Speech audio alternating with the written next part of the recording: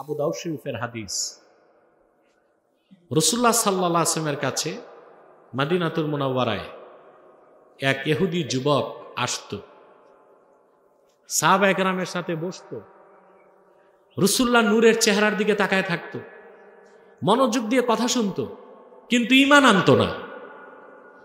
কোন কোন বর্ণনায় আসছে রাসূলুল্লাহর প্রতি এত তাজিম ছিল তার, আল্লাহ রসুল যখন জুতা খুলে রাখতেন, জুতা মুবারক নিয়ে সে বুকে লাগায় রাখত।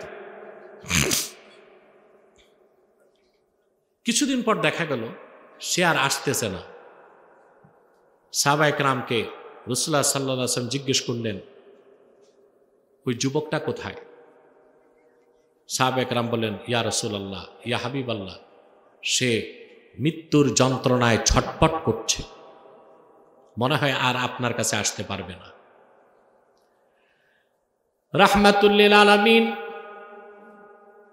বিশ্ব মানবতার মহান কাণ্ডারী নূর নবীজি মুহাম্মদ সাল্লাল্লাহু আলাইহি ওয়াসাল্লাম সাহাবায়ে কেরামকে বললেন, চলো আমরা যুবকটাকে তার বাড়িতে যেয়ে দেখে আসি। সুবহানাল্লাহ।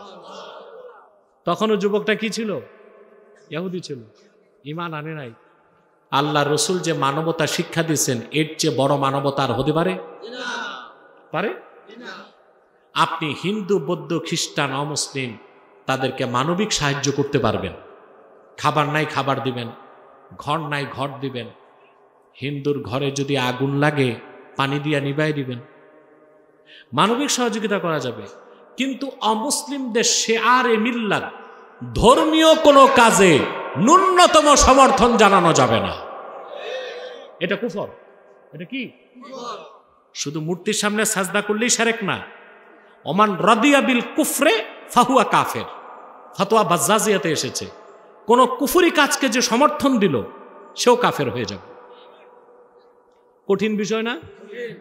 মানবিক সাহায্য এক বিষয়, আর ধর্মীয় কাজে সহযোগিতা আরেক বিষয়। সাহাবায়ে কেরামকে নিয়ে আল্লাহর হাবিব সাল্লাল্লাহু আলাইহি সাল্লাম মদিনা মুনাওয়ারাতে ইহুদির বাড়িতে উপস্থিত হয়ে গেছে। যুবক আল্লাহর হাবিবকে দেখে শোয়ার থেকে বসে গেছে, তার চোখ থেকে পানি পড়তেছে। যুবকটিকে আল্লাহর হাবিব বললেন, শোনা হে যুবক, তুমি বহুদিন আমার খেদমতে সময় দিয়েছ, আমাকে ভালোবেসেছ, শ্রদ্ধা করেছ, মনোযোগ দিয়ে আমার কথা শুনেছ, কিন্তু তুমি তো ঈমান আনো নাই।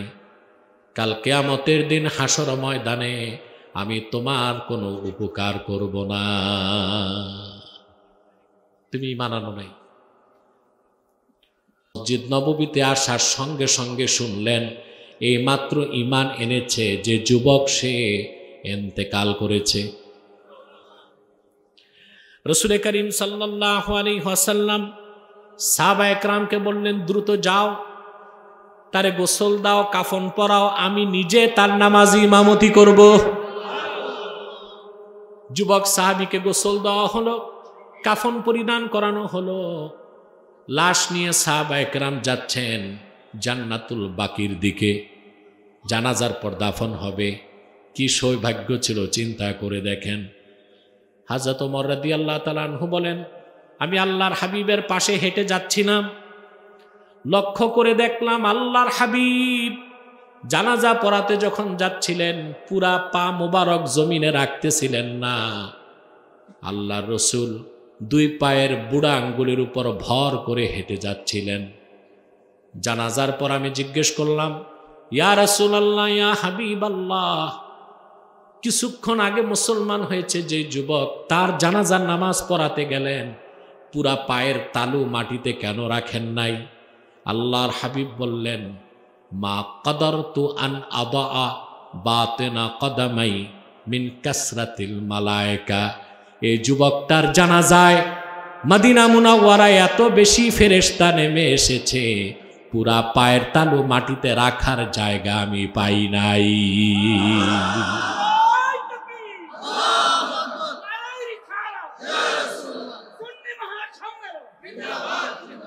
এই হাদিসের ব্যাখ্যায় মোল্লা আলী কারি লেখেন, ওই যুবকটি ঈমান আনার পরে লাম ইউসাল্লি সালাতান ওয়াহিদা ওয়ালাম ইয়াতাসাদ্দাক দিরহামা ওয়ালাম ইয়াসুম ইয়াওমা।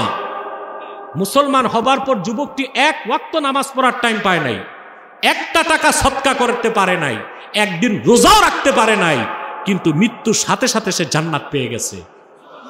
তার কারণ ঈমান আনার পর এক ওয়াক্ত নামাজের ওয়াক্তও আসে নাই, যাকাতও ফরজ হয় নাই, রোজার মাসও ছিল না, পুরা ঈমানটা নিয়ে দুনিয়ার থেকে বিদায় নিছে। আল্লাহ তার জানাজায় বেশুমার ফেরেশতা পাঠায় দিয়েছেন, বলে সুবহানাল্লাহ। তাওহীদ, রিসালাত, এই কালেমার মৌলিক বিশ্বাস হৃদয়ে লালন করতে হবে, মুখে স্বীকার করতে হবে। আল্লাহর সাথে কাউকে শরীক করা যাবে না, কোনো কুফর করা যাবে না। মনে থাকবে মুসলমান। আমার প্রিয় বন্ধুগণ,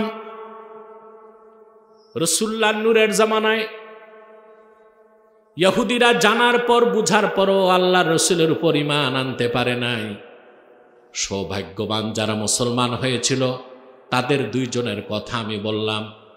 যারা প্রশ্ন করেছিল আল্লাহর রাসূলকে সবচেয়ে বড় সাক্ষ্য কোনটা, আল্লাহ বলেছেন জবাবে, শাহিদাল্লাহু আন্নাহু লা ইলাহা ইল্লাহু।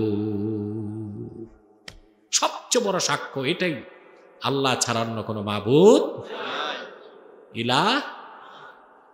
এখন কিছু কথা বুঝার চেষ্টা করেন। স্রষ্টা একজন আল্লাহ আছেন, এটার জন্য সাক্ষ্য লাগে না, প্রমাণ লাগে না, দলিলও লাগে না। সুবহানাল্লাহ। সৃষ্টি সবচেয়ে বড় প্রমাণ বহন করে স্রষ্টা আছে। সৃষ্টি সবচেয়ে বড় প্রমাণ বহন করে কি? স্রষ্টা আছে। বাংলাদেশের ভার্সিটিতে মাস্টার্স একটা বই পড়ানো হয় ফিলোসফিতে, দর্শনে। সাবজেক্টের নাম হচ্ছে দ্য প্রবলেমস অফ ফিলোসফি। একটা সহযোগী বই, এটা দর্শন বিভাগে পড়ানো হয়। এখানে তথ্যটা পাবেন। সেখানে লেখা আছে ব্রিটেনের এক দার্শনিক সারা জীবন গবেষণা করে একটা তত্ত্ব দিয়েছে, তত্ত্ব যে 3000 বছরের দর্শন গবেষণা করলে ইতিহাস থেকে এটাই আমি বুঝতে পারি যা কিছুই নাই, কিছুই, শুধু আমি আছি। কিছুই নাই, দার্শনিক বলে আমি আছি, এটা আমি দেখতেছি, আমি আছি। তারপর এটা দর্শনের ভাষায় বলে অবিরহ, কিছু প্রমাণকে হাতে নিয়ে সামনে বাড়া। তা আমি যেহেতু আছি, কোথায় আছি? এই তো সৃষ্টি জগতে আছি। তা আমি আছি, সৃষ্টি আছে। সৃষ্টি যদি থাকে অবশ্যই স্রষ্টা আছে। সুবহানাল্লাহ। আমি চিন্তা করলাম এইরকম সুন্দর কথা বেদিন কেমনে পাইল? চিন্তা করে দেখলাম এই কথাটা দার্শনিকের নয়, প্রায় 1200 বছর আগে ইমামে আজম আবু হানিফা রাহমাতুল্লাহ বলে গিয়েছেন, মান আরাফা নাফসাহু ফাকাদ আরাফা রাব্বাহু। যে নিজেকে চিনল সে তার স্রষ্টা, তার রব আল্লাহকে চিনল। স্রষ্টা আছেন, এটার জন্য কোনো প্রমাণ লাগবে। তিনি যে এক, এটা সাক্ষ্য লাগবে, প্রমাণ লাগবে। এই সাক্ষ্য দিতে এসেছেন 1 লক্ষের উপর নবী। সুবহানাল্লাহ বলতে এত কৃপণ থাকে না। আল্লাহ এক, এই সাক্ষ্য দিতে কতজন পয়গম্বর আসছেন? 1 লক্ষের উপর নবী আসছে। 104টা কিতাব ও সহিফা আসছে। সুবহানাল্লাহ। তা আল্লাহ এক, এর চেয়ে মহাসত্য কথা আছে? প্রিয় বন্ধুগণ আমার, আদম থেকে শুরু করে ঈসা পর্যন্ত লাখের উপর পয়গম্বর সাক্ষ্য দিয়েছেন আল্লাহ এক। সবাই আল্লাহর কথা কানে শুনেছেন, চোখে কেউ দেখেন নাই। আখিরি নবী মুহাম্মদ সাল্লাল্লাহু আলাইহি সাল্লাম 1500 বছর আগে সাক্ষ্য দিয়েছেন আল্লাহ এক। তিনি আল্লাহর কথা কানেও শুনেছেন, আল্লাহকে চোখেও দেখেছেন। না দেখে সাক্ষ্য আর দেখে সাক্ষ্য পার্থক্য আছে। লাখের উপর পয়গম্বর সাক্ষ্য দিয়েছেন লা ইলাহা, জোরে, সবাই আল্লাহর কথা শুনছেন, আল্লাহকে না দেখে আল্লাহর কথা শুনছেন, তারা সাক্ষ্য দিচ্ছেন।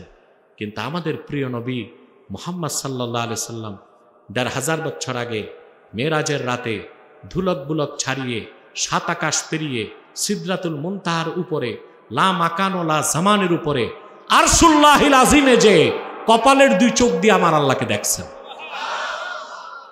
এটা বিশ্বাস করেন?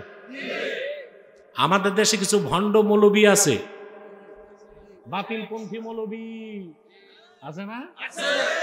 বক্তা, প্রবক্তা, স্কলার, স্ক্রু ড্রাইভার, এক ফতুয়া আরেক জায়গায় ফিট করে। তো এটা কি স্কলারের কাজ না স্ক্রু ড্রাইভারের কাজ? এরা মেরাজের মাস আসলেই টিভি চ্যানেলে বসে দেখবেন খুব বকবক করছে, ফতুয়া দিচ্ছে, বলবে যে মুহাম্মদ সাল্লাল্লাহু আলাইহি ওয়াসাল্লাম মেরাজে গেছেন, তবে আল্লাহকে দেখেন নাই। আহলুস সুন্নাহ ওয়াল জামাতের গ্রহণযোগ্য মত, যেই মতের উপর ফতোয়া ওয়াল হাসিলু আন্নার রাজিহা আন্না মুহাম্মাদান সাল্লাল্লাহু আলাইহি ওয়াসাল্লাম রাআ রাব্বাহু লাইলাতাল মিরাজ বিআইনাই রাসিহি। আহলুস সুন্নাহ ওয়াল জামাতের সকল ইমামের গ্রহণযোগ্য মত, মুহাম্মদ সাল্লাল্লাহু আলাইহি ওয়াসাল্লাম ১৫০০ বছর আগে মেরাজের রাতে ধুলক বুলক ছাড়িয়ে ৭ আকাশ পেরিয়ে আল্লাহর আরশে আজিমে যে কপালের ২ চোখ দিয়ে আল্লাহকে দেখেছেন।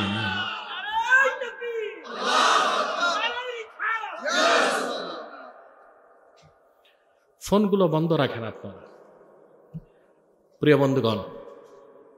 তা লাখের উপর নবী রাসূল সাক্ষ্য দিয়েছেন আল্লাহ এক, না দেখে। প্রিয় নবী সাক্ষ্য দিয়েছেন আল্লাহ এক, কানেও শুনছেন আল্লাহর কথা, চোখেও আল্লাহকে দেখছেন। সেজন্য কি এ কথা বলা যায়? অবশ্যই বলা যায়। আল্লাহর তাওহীদের পক্ষে লক্ষাধিক নবীর সাক্ষ্য এক পাল্লায় দিলেও শুধু আখির নবী মুহাম্মদ সাল্লাল্লাহু আলাইহি ওয়াসাল্লামের সাক্ষ্যর ওজন বেশি হয়ে যাবে। লাখের উপর নবী রাসূল সাক্ষ্য দিয়েছেন, সমস্ত ফেরেশতারা সাক্ষ্য দেন, জ্ঞানবানগণ সাক্ষ্য দেন। আল্লাহর আখিরি নবী মুহাম্মদ সাল্লাল্লাহু আলাইহি ওয়াসাল্লাম ১৫০০ বছর আগে সাক্ষ্য দিয়েছেন, যার সাক্ষ্যর চেয়ে বড় কোনো সাক্ষ্য নাই। সেটা হচ্ছে আন্নাহু লা ইলাহা ইল্লাহু, তিনি আল্লাহ, তিনি এক, ওনার কোনো শরীক। তাওহীদ বিশ্বাস করেন? আল্লাহ এক, আল্লাহর একত্বে কারো শরীক। এই তাওহীদের সম্পূর্ণ বিপরীত কনসেপ্ট হচ্ছে শিরক। আমরা শিরক বিভিন্নভাবে করি। মূর্তি পূজারীরা শিরক করে মূর্তির মাধ্যমে, ঠিক না? বস্তুবাদীরা শিরক করে বস্তুর মাধ্যমে। প্রকৃতি পূজারী যারা সূর্যচন্দ্রের পূজা করে, তারা আল্লাহর সাথে শিরক করে প্রকৃতির মাধ্যমে। আবার যারা আল্লাহর বিধানকে বাদ দিয়া আইন এবং সংবিধানের সম্পূর্ণ কর্তৃত্ব মানুষের হাতে দিয়ে দেয়, তারা শিরক করতেছে আইনের মাধ্যমে। শিরক ৮ প্রকার। কয় প্রকার? আল্লাহ এক, এটা বিশ্বাস করার অর্থ হচ্ছে তিনি খালেক, তিনি রাজেক, তিনি বিধানদাতা, তিনি আইনদাতা, তিনি হালালকারী, তিনি হারামকারী, তিনি জায়েজকারী, তিনি নাজায়েজকারী, একমাত্র ইবাদতের দাবিদার, যার জাত ও সিফাতে কারো শরীক নাই। বলেন সুবহান। শুধু আপনি মুখে লা ইলাহা ইল্লাল্লাহ কালেমা পড়লেন, তাতেই তাওহীদের বিশ্বাস আসবে না। অথবা আজকে যে সবকটা দিচ্ছি, যে আমরা কোনো অবস্থায় শিরকের গুনায় লিপ্ত হব না, আল্লাহর সাথে কাউকে শরীক করব না, আল্লাহর সাথে কাউকে শরীক করব না। মনে রাখবেন মুসলমান, কোন ব্যক্তি যদি জেনে হোক না জেনে হোক আমল নামায় যদি একটা শিরকের গুনাহ পাওয়া যায়, কুফরের গুনাহ পাওয়া যায়, তার জীবনের সমস্ত আমল বরবাদ হয়ে যাবে, সে কোনোদিন জান্নাতে প্রবেশ করতে পারবে না। কোরআনুল কারীমে আল্লাহ তাআলা বলেন, মান ইউশরিক বিল্লাহি ফাকান্নামা খাররা মিনাস সামাই ফাতাখতাফুহু আত-তায়রু আও তাহওয়ি বিহির রিহ ফি মাকানিন সাহিক। যে লোক শিরক করল, ফাকান্নামা খাররা মিনাস সামা, সেজন্য আকাশ থেকে পড়ল, ফাতাখতাফুহু আত-তায়র, পাখি যেন তারে ছো মারে, আও তাহওয়ি বিহির রিহ ফি মাকানিন সাহিক, আর বাতাস যেন তাকে ঝাপটা মেরে দূরবর্তী জায়গায় ফেলে দেয়। সারা জীবনের নামাজ, রোজা, হজ, যাকাত একদিক, একটা শিরক, একটা কুফরের গুনাহ যদি আপনার দ্বারা হয়, সব বরবাদ হয়ে যাবে, আপনি রাসূলুল্লাহর উম্মত থেকে খারিজ হয়ে যাবেন, বেহেশতে যাবার কোনো সম্ভাবনা থাকবে না। আমার ভাইয়েরা, তাওহীদের বিশ্বাস, এদিক তাকান। আমি জানি রাত বেশি, অধৈর্য হবেন না, মাথাটাও নাড়বেন না। শয়তানের খপ্পরে যারা পড়বে তাদেরকে তাদের অবস্থায় ছেড়ে দেন। আমরা তো মুনাজাত করে উঠব, এবং একটু পরেই ধৈর্য রাখতে হবে। আল্লাহর তাওহীদের বিশ্বাস, রাসূলুল্লাহর রিসালাতের বিশ্বাস, যার অন্তরে একবার চলে যাবে, সে ঈমান আনার পরে যদি তার মৃত্যু হয়, আল্লাহ রাব্বুল আলামিন বিনা আযাবে সে লোকটাকে জান্নাত দিবেন, এক সেকেন্ডের জন্য জাহান্নাম তাকে দিবেন না। রাজনীতির নামে সেরেক হয় বাংলাদেশে, সংস্কৃতির নামেও সেরেক হয়। কথা বলেন, সংস্কৃতির নামে সেরেক কোনটা জানেন? এই যে আপনারা 21শে ফেব্রুয়ারি, আপনারা বলা ঠিক না, প্রস্তর পূজা করেন, ফুল নিয়া নগ্ন পদে ফজর নামাজ না পড়ে, ওযু নাই, সব যে শহীদ মিনারে পুষ্প স্তবক অর্পণ করে, জাতীয় স্মৃতিসৌধে সবাই যে নীরবতা পালন করে, কেন? ভাষা শহীদরা ওখানে শুয়ে আছে, কবর আছে ওদের? আরে ওদের জন্য হাত তুলে দোয়া করেন, আত্মার মাগফিরাত কামনা করেন। আপনি যে সংস্কৃতি লালন করছেন, এটা হিন্দুয়ানি সংস্কৃতি, তা সংস্কৃতির নামে সেরেক করতেছেন। আপনারা রাজনীতির নামেও সেরেক করতেছেন। কথা বলেন। যেমন গণতান্ত্রিক পদ্ধতিতে আপনি যাকে সংসদ সদস্য বানাচ্ছেন, সে হচ্ছে আপনার আইন প্রণেতা। তারা আইন প্রণেতারা মিলে সংসদে একটা বিল পাশ করল, সে আইনটাকে আপনি মানতেছেন, এটাও এক প্রকার শিরক। আইন দেবার মালিককে? মানুষ মানুষের আইন মানতে পারে না। এই হারাম সংবিধানটাকে একটা কথা দিয়ে হালাল বানানো যায়, শিরক থেকে বাঁচা যায়, যদি সংবিধানের শুরুতে এতটুক লিখে দেওয়া হয়, বাংলাদেশ সংবিধানের মূল উৎস হবে কোরআন আর সুন্নাহ। শিরক থেকে বেঁচে যাবে, শিরক থেকে এটা লিখবেন তো দূরে থাক। সংবিধানে এতদিন ছিল রাষ্ট্রের মূল নীতি মহান আল্লাহর প্রতি আস্থা ও বিশ্বাস, এটা বাদ দেওয়া হবে। কি করা হবে? কেন বাদ দেওয়া হবে? এটা 1977 সালে, কত সালে? 30শে মে একটা গণভোট হয়েছিল। আপনাদের অনেকের জন্ম হয়নি 77 সালে, আপনার জন্ম তো হয়নি, আমারও জন্ম হয়নি, আমার 78-এ, বুঝেন নাই? 1977 সালে একটা ভোট দিছিলেন না? হা না? কথা বলেন। জিয়াউর রহমান সাহেব থাকতে 19 দফা, কত দফা? 19 দফা। এইগুলো বিএনপির মানুষও ভালো করে পড়ে না, ইতিহাস রাজনীতিটাও বুঝতেছে না। 77 সালে জিয়াউর রহমান 19 দফা, উঠাইছিলেন, হানা ভোট নিছিলেন। এই 19 দফার পরে সংবিধানে পরিবর্তন আনছিলেন জিয়াউর রহমান। তিনি প্রথম সংবিধানে লিখছেন বিসমিল্লাহির রহমানির রহিম, এবং রাষ্ট্র পরিচালনার মূল নীতি হবে সর্বশক্তিমান আল্লাহর উপর বিশ্বাস ও আস্থা। বর্তমান যে সনদ হইছে, কয় মাস লাগছে? 8 মাস না 9 মাস? 9 মাসে ওনাদের মিটিংয়ে চা বিস্কিট নাস্তার খরচ হয়েছে 53 লাখ টাকা, 50 লাখ টাকা। কত? প্রায় 55 লাখ টাকা চা বিস্কুট খাইছে।